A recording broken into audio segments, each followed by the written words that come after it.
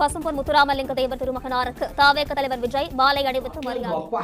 என்னடா 41 பேர் இறந்தாங்க, அவங்களுக்கு கூட மாலை போடலாம். இவங்க நாள் பரவாயில்ல பாருங்க ஒரு வார்த்தை. அதில் தாங்க நான் வந்து நம்பிட்டேன். விஜய் உண்மையாலுமே அவங்க காலை கட்டி பிடிச்சிட்டு அழுதுருக்காரு, கதறி மன்னிப்பு கொடுங்க, உங்களை இங்கே வரவழைச்சதுக்கு என்னுடைய தவறு அப்படின்னு காலில் விழுந்தாரு. விஜய் எங்களை பார்த்த உடனே கீழே அப்படியே உழுந்து காலை கட்டி பிடிச்சிட்டு கதறாருங்க, அழுகுறாருங்க. மனுஷன் தாவக்கு ஆதரவாளர் சொல்றாரு, எனக்கு கிடைச்ச தகவல் அப்படின்னு.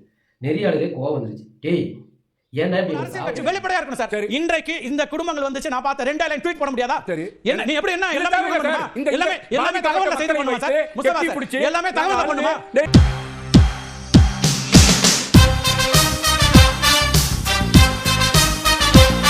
அன்பு உறவுகளுக்கு வணக்கம். இன்று ஐயா பசும்பொன் முத்துராமலிங்க தேவர் குரு பூஜை. இந்த நல்ல நாளில் ஐயா முத்துராமலிங்க தேவர் நினைவிடத்துக்கு போய் மலர் தூவி மாலை அணிவிச்சு வீரவணக்கம் செலுத்திக்கிட்டு வந்துட்டு இருக்கிறாங்க எல்லா அரசியல் கட்சி தலைவரும். அதாவது தமிழ்நாட்டில் உள்ள அனைத்து அரசியல் கட்சி தலைவரும் இதை பண்ணிட்டு வந்துட்டு இருக்கிறாங்க. இது வந்து நியூஸாக வெளியில் வந்துட்டு இருக்குது. சீமானண்ணன் போகிறாரு, முதல்வர் ஸ்டாலின் அவர்கள் போகிறாங்க, நிறைய கட்சி தலைவர் போகிறாங்க. இதில் இவங்களுக்கு ஒரு நியூஸ், இன்னைக்கு ஒரு திருவிழா மாரி இவங்களுக்கு இந்த ஊடகத்துக்கு. அதில் சில செய்தியெல்லாம் அடித்து நவுத்தி விட்றாங்க. சீமானண்ணனும் வைகோவும் கை கோர்த்தார்கள் அப்படின்னு. அப்புறம் ஐயா முத்துராமலிங்க தேவர் நினைவிடத்துக்கு ஒரே காரில் பயணம் செய்யும் செங்கோட்டின் OPS அப்படின்னு போட்டு வர்றாங்க. அப்புறம் முதல்வர் ஸ்டாலின் அவர்கள் பசும்பொன் மண்ணில் நின்று ஐயா முத்துராமலிங்க தேவருக்கு மலர் தூவி மாலை செய்துவிட்டு இதே இடத்தில் 3 கோடிக்கு நான் மண்டபம் கட்டி தருவேன் அப்படின்னு சொல்லி வாக்குறுதி கொடுத்தார் அப்படின்லாம் அடிச்சு வர்றானுங்க. இப்படியாப்பட்ட நல்ல செய்தியெல்லாம் போட்டுட்டு இருக்கிறப்ப திடீர்னு கோமாளியாட்டம் ஒரு அரசியலாக நடக்குது. என்ன அரசியல் பார்த்தீங்கன்னா, அண்மை செய்தியை பார்க்கிறோம். பசும்பொன் முத்துராமலிங்க தேவர் திருமகனாருக்கு தாவேக தலைவர் விஜய் மாலை அணிவித்து மரியாதை. தமிழக வெற்றி கழக தலைவர் விஜய் அவர்கள் பசும்பொன் முத்துராமலிங்க தேவர் அவர்களுக்கு மாலை அணிவித்து மலர் தூவி வீர வணக்கம் செலுத்தினார் அப்படின்னாங்க. அட்டியாங்க அப்பா, என்னடா இது 41 பேர் இறந்தாங்க, அவங்களுக்கு கூட மாலை போடலாம். இவங்க நாள் பரவாயில்ல, ஏதோ பண்றான் போல, சரி இப்பயாவது வெளியில் வந்து தொலைச்சானே அப்படின்னு இந்த நியூஸை தட்டி பார்த்தா, பசும்பொன் முத்துராமலிங்க தேவர் திருமகனாருக்கு தாவேக தலைவர் விஜய் மாலை அணிவித்து மரியாதை. அனைவர்களையே போட்டு அரசியல் பண்ணிட்டு இருக்கிறான். இது பெரிய நியூஸ்ன்னு சொல்லி பிரேக்கிங் நியூஸ்ன்னு போட்டு சும்மா அப்படியே டும்முன்னு அடிச்சுனுங்கிறானுங்க. டேய் போதுண்டா, விடுங்கடா, இன்னும் நாளைக்கு எவ்வளோடா முட்டு கொடுப்பீங்க? நீங்களாம் வந்து செய்தி ஊடகமா இல்லை என்னன்னு எங்களுக்கே தெரியல. இது ஒரு தேவையான செய்தியா? எல்லாரும் எல்லா அரசியல் கட்சி தலைவரும் அந்த இடத்துக்கு போய் அங்கே நின்று அந்த கோயிலில் நின்று ஐயா முத்துராமலிங்க தேவருக்கு மலர் தூவி மாலை அணிவிச்சிருக்கிறாங்க. இதில் இந்த கோமாளி அரசியல் ரொம்ப முக்கியமா? என்ன சொல்றது? இப்படியே தாங்க எல்லாமே போட்டோ அரசியல். இதைத்தான் நம்ம நாம் தமிழ் கட்சிக்காரங்க போட்டு வெளுன்னு எடுக்கிறாங்க. ஏய் நீ விஜயெல்லாம் ஒரு மனுஷனே கிடையாதுன்றாங்க. பாட்டுக்கு வேணா நல்லா இருக்கும், உங்க விஜய் உயிரென வரேனான்னு சொல்லுவாங்க. ஆனா உயிரே போனாலும் வரமாட்டார் அப்படிங்கிறது தான் இன்னைக்கு நிதர்சன உண்மையா இருக்கு. பாட்டு மட்டும் பாரு, உங்கள் விஜய் உயிரென வரவா அப்படின்னு பாட்டு பாட தெரிஞ்ச விஜய் அவர்களுக்கு உயிரே போயிருச்ச அப்பயும் வெளியே வரல. இவனா என்னப்பா ஆளு அப்படின்னு கேட்குறாங்க. கரெக்டு தானே? இது கரெக்டான கேள்வி தானே? அதில் இந்த தாவேக்காக முட்டு கொடுக்குற ஆதரவாளர்னு சொல்லிட்டு கோமாளி வருவன் பாருங்க. ஐயோ நம்மளால முடியல. அவனுங்கெல்லாம் பேசுறத பார்த்தீங்கன்னா நம்மளுக்கே கண்ணில் தண்ணி வருதுன்னா பார்த்துக்காங்க. விஜய் அவர்கள் ரொம்ப உடஞ்சி போயிட்டார். அவர் கண்ணில் தண்ணி அப்படியே சாரையாக வருது. ஏண்டா வருது?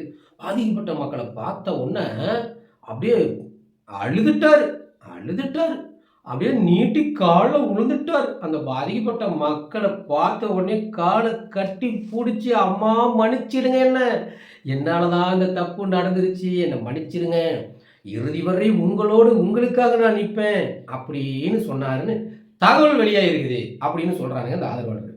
இதை கேட்டுட்டு இருக்கிற எல்லாரும் கோபம் வருமா வராதா?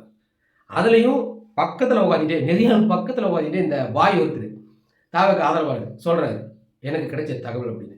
நெறியாளரே கோவம் வந்துருச்சு. அடிப்படை அம்சத்தை சொல்றேன். அவர் கேள்வி கேட்கிற ஊடகத்தையும் நான் சொல்றேன்.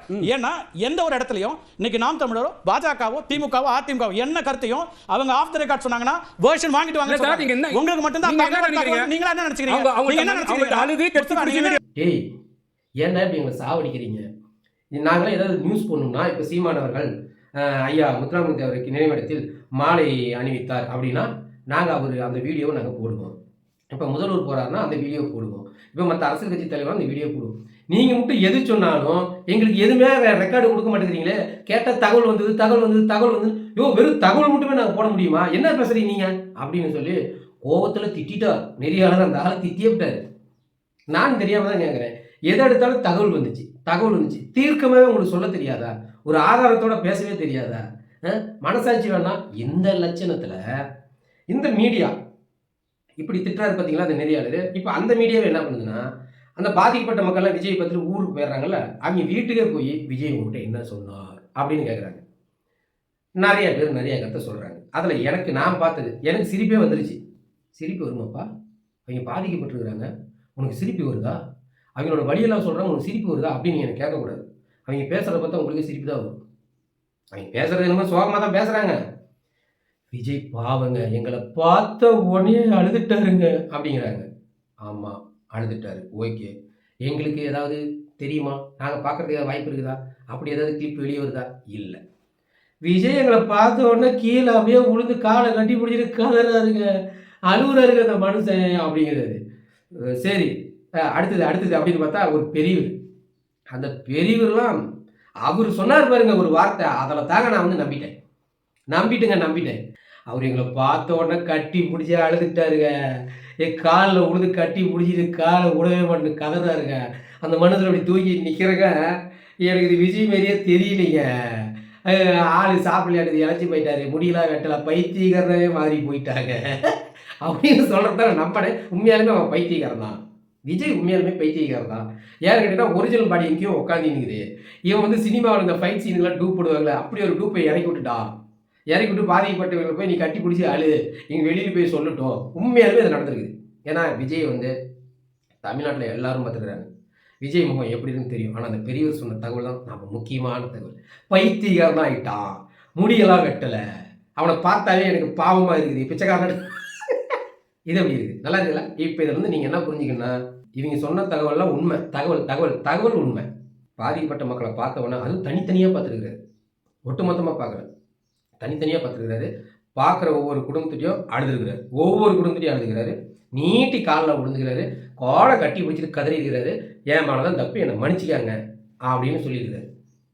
ஏன்னா இதெல்லாம் விஜய் கிடையாது, டூ போட்டு அடிச்சு விட்டாங்க. இதுதான் உண்மை. ஏன்னா பெரியவர் சொன்னதுலேருந்து நம்ம புரிஞ்சுக்கணும். ஏன்னா அந்த வீடியோ அந்த கிளிப்பை கூட பாருங்க அப்படின்னு காலில் விழுந்தாரு. ரொம்ப கஷ்டமாக போச்சு, ரொம்ப இழைச்சிட்டாரு. முதல்ல இருந்த விஜய்க்கு நேற்று பார்த்த விஜய்க்கும் சம்மந்தமே கிடையாதுங்க. நம்ம என்னமோ பைத்தியக்கிற மாதிரி இருக்காது.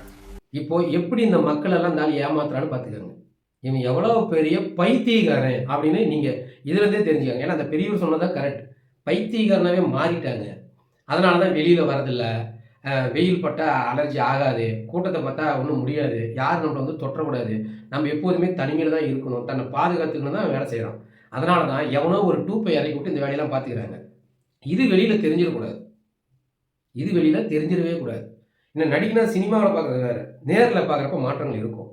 அது வந்து நம்மளை மாரி எல்லாம் ஒன்றா கண்டுபிடிச்சிடும். ஐயோ விஜய்னு சொல்லிட்டுலாம் பக்கத்தில் வராது, காது மலை போய் அந்த பக்கம் அப்படின்னு நம்ம சொல்லுவோம். ஆனால் அந்த பாதிக்கப்பட்டவங்களுக்குலாம் தெரியாது, ஏன்னா அந்த அளவுக்கு மேக்கப்லாம் போட்டிருப்பாங்க. ஏன்னா அப்படித்தானே இந்த உள்ளாட்சி தேர்தல்லாம் வந்துச்சு பார்த்தீங்கன்னா, அதில் நான் நிற்கிறேன் நின்னானுங்க இந்த தாரக்காரனுங்க. அங்கே பல டூப் இப்படி தானே போய் விஜய் மாரியே போய் ஓட்டுக்கிட்டு தெரிஞ்சானுங்க.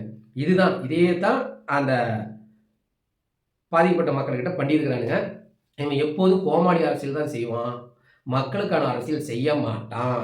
இவன் 1ஆம் நம்பர் ஃப்ராடு. இதெல்லாம் பார்த்து இந்த மக்கள் ஏமாந்து ஓட்டு போட்டிங்கன்னா அத்தனை ஓட்டும் நோட்டாவில் கூட வராது, செல்லாத ஓட்டாக தான் மாறும். நீங்கள் கொஞ்சம் தெளிவோடு என் மக்கள் இருக்கணும். ஒரு நடிகனுக்கு வந்து நாட்டாளுற தகுதி எப்போதும் கிடையாது. ஏப்பா எம்ஜிஆர் ஆளுலையா, ஜெயலலிதா ஆளுலையா அப்படின்லாம் நீங்கள் சொல்லாதீங்க. அவங்களாம் ஒரு ஒரு திராவிட இந்த கழகத்தில் இருந்தாங்க, பணி செஞ்சாங்க, மக்களை போய் பார்த்தாங்க, அவங்ககிட்ட வாக்கு கேட்டுருக்குறாங்க, மக்களோட பிரச்சனை கேட்டுருக்குறாங்க. அது தீர்த்தாங்களா தீர்க்கலையா அது அப்புறம் வேலை. ஆனால் மக்கள்கிட்ட நெருங்கி போயிருக்கிறாங்க. இருந்தாலும் அதை பண்ணானா அதான் கேள்வி.